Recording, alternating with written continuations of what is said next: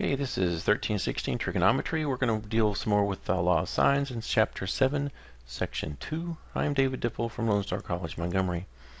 Okay, now when you're working with the law of sines and you're given two sides and one angle, the law of sines will work, but it gets a little more complicated. There's actually three possible answers you might get. You can get no triangle, because if the two sides you're given are not long enough to make the angle actually form a triangle, you won't have a triangle. It just won't happen. You can actually get one triangle sometimes. That's if everything matches exactly right and the sides and the angle are just big enough to actually connect and make one triangle.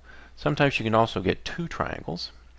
In that case, if your sides and your angle may be small enough to make a triangle this direction, and then you may be able to take A and just stretch it out and get another triangle with the same angles and the same sides. Now when I drew this, A, because of the problems inherent in PowerPoints, B became slightly larger, and so did A. But B should be the same size, A should be the same size.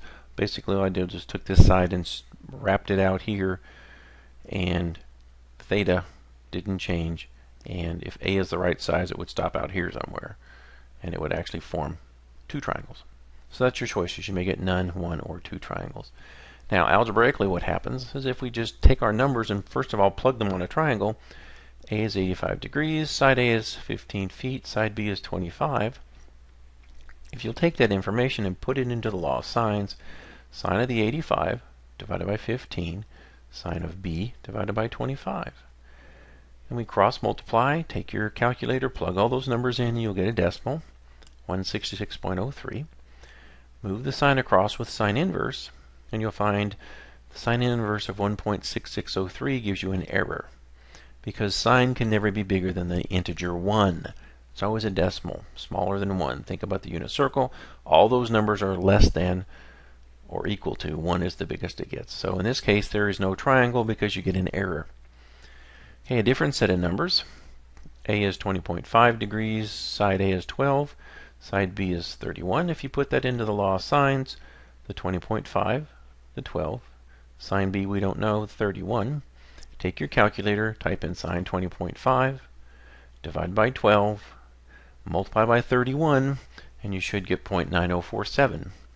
When you move the sign over, that becomes the sine inverse of 0.9047. And if you think about a circle, when you take sine inverse, there's always two quadrants you need to think about. First quadrant and second quadrant. Now the calculator will only give you the first quadrant. You have to know to get the second quadrant. So it happens twice between 0 and 180 degrees. First quadrant, second quadrant. The calculator gave you the first quadrant, 64.8. You have to subtract that from 180 to get the second quadrant, 115.2. So in this particular case, there are two answers, 64.8 and 115.2. And you need to put those in to see, does that actually generate two triangles? 64.8 and 20.5 will generate a triangle. 115.2 and 20.5 will also generate a triangle. So those are both okay.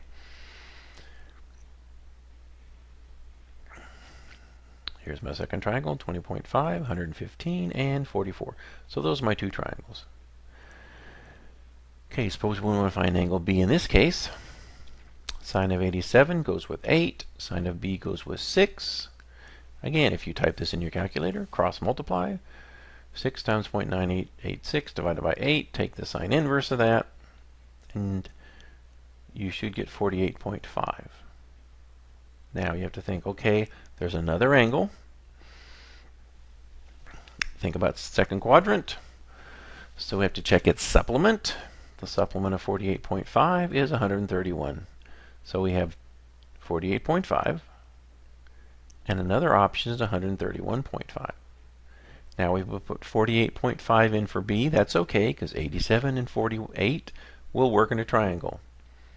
But you can't put 131 in because 87 and 131, that's too much for a triangle. So in this case, the supplement doesn't work. only the answer that you came up with originally. One answer. So when you're dealing with the law of sines, you may get no triangles. We got an example of that.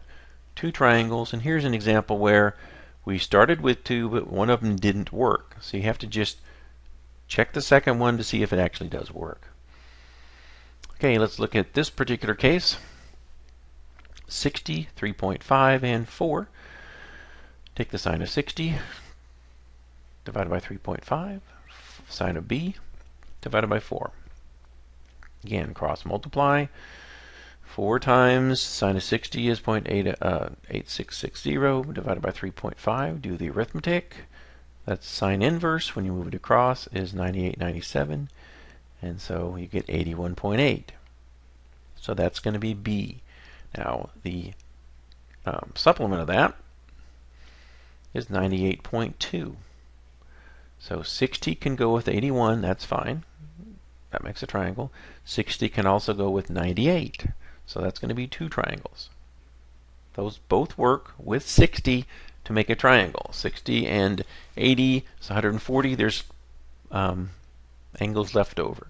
60 and 98 is 158. So we got about, what is that, 22 degrees left. Those both make triangles. Okay, here's another option. Suppose you have 67, 100. 125 goes with C. So we have sine of 67 divided by 100. Sine of C divided by 125. Multiply by 125 times 0.9205 divided by 100. Then we're going to take the sine inverse of that. And here's another one. You can't do sine inverse of a number bigger than 1. So that doesn't work. There's not going to be a triangle. So these are set up the same way. Every time you plug in the formula, if it doesn't work, calculator says no, there's not one. If it does work, check that angle and the supplement to see if there's one or if there are 2. Okay, here's some information. If you'll draw them, work them out. I've done this already. I'll go through the answers. Stop the recording, check your answers, make sure you've done these. The first one should be no triangle. Number 2, I came up with 1. 3 is 2 triangles. 4 is 2 triangles. And 5 is no triangles. That's what I've come up with previously. Hopefully those are all correct. And then a final reminder how to do the law of sines. Draw and label a figure. In every case I've had a triangle drawn. I put the numbers on it. Okay, then you plug into the law of sines with whatever you're given. Then you do the arithmetic. If it's an angle you're missing, you have to use the law of sines. Otherwise, you just multiply all the numbers out. If you use sine inverse, make sure you check the angle and its supplement. And then you can count. If it doesn't work at all, that's no triangles. If the angle works, that's 1 triangle. If the supplement also works, that's 2 triangles. And then once you get that done, you can find missing sides or whatever. So that concludes the law of sines.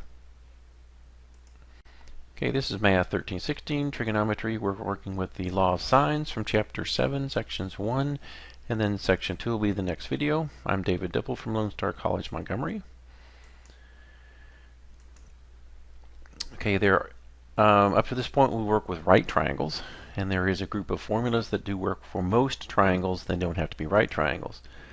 If you have a triangle, A is an angle, small a is the side opposite, C is this angle, side C is opposite, and it's little, and then B with lowercase b as the opposite side. If we draw in a vertical perpendicular height, call it h, we know that if you take the sine of A, it's opposite h divided by hypotenuse b, because it's this A, C, and then the height triangle. Then if we look at B, it's going to be h over A. Excuse me. If you move the b over, you get b sine A is equal to h. Then if we have sine of b is h over A, and if you move the a over, you get a sine b. And you notice these are both equal to the letter h, so we can set them equal to each other.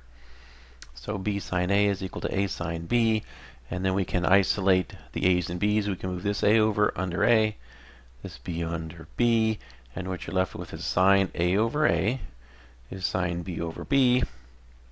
And then we can do this again if we want to, moving where the h is, and that gives us sine c divided by side c. So you can take sine of an angle divided by that corresponding side has to equal sine of another angle in that corresponding side, or sine c divided by c. And that's called the law of sines. Now there are some requirements. If you think back, what you're dealing with is two angles and one side, because if you look at the formula, we have two angles and we have to have one of these sides in order to solve for it. Or you can have an angle, a corresponding side, and an angle, and again you have two angles with a side. Or you can have two sides with an angle as long as the angle isn't in between the sides. It doesn't work for three sides, because if you look at the formula, if you have three sides, that's going to give you three fractions, and you can't deal with that. You cannot have side, angle, side, because the angle can't be in between the sides. It has to match up with one of the sides. Okay, here's an example. Suppose we have this information. C is 102, B is 28.7, and side B is 27.4. Now we'll just plug in the information. We have angle C has to go with side C. Angle B has to go with side B. Or the 28.7 goes with 27.4. Sine of 102.3 goes with C. You can cross multiply, you can divide, however you want to solve for C. You should get 55.75. Then if we want to find A, we know this is a triangle, so the missing piece, missing angle, if you take 102 and 28.7, add those together, subtract from 180, you'll find out A is 49.0, or 49. So then you can take B with B and A with A and put those together. Sine of 49 goes with A. 28.7 goes with 27.4. Those go together. And again, you can cross multiply. Just use decimals on your calculator, solve for A, and you should get 43.06. So that's how the law of sine works. Another example, suppose you have a pole tilting toward the sun, angle of 8 degrees. It casts a 22-foot shadow. We want to find out how tall the pole is. So we take our sun, and the pole is tilting toward the sun. If this is 8 degrees, then this is 98 degrees, because perpendicular would be 90 and it's toward the sun 8 more, so that's 98. Some other information. We know the shadow is 22 feet, and we know the angle of elevation looking up from A is 43. Now we could find this top angle. We're looking for A, so we need a side. We need an angle, so this top angle is 39 degrees. Just subtract from 180. So then we have 39 goes with 22 feet for our side. The 43 goes with A. So sine of 43 goes with A. Sine of 39 goes with 22. And then again, you can cross multiply and solve that. And you should get 23.84 for the height of the pole. So that's how you work the law of sines. You just have to take an angle and a corresponding side, another angle and a corresponding side, match those up, solve those algebraically, type in your calculator, find out what the numerical values are, cross multiply those numerical values, multiply, divide, whatever you need to do to get the missing side or missing angle.